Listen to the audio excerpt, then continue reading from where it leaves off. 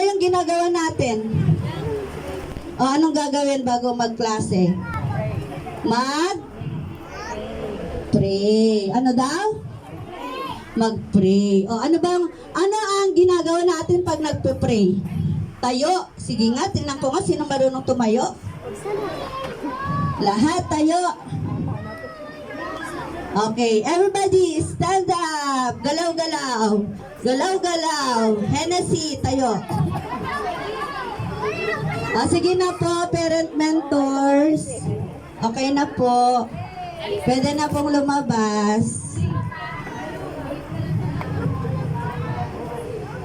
Sabi ko, walang umiiyak eh. Si Joseph. Tama ba? Si Joseph. O sige, tayo na tayo. O sige, wag nang tumayo. Pwede naman mag-pray na nakasit down. Okay, paano ba mag-pray? Oy, very good. Iyuko ang ulo.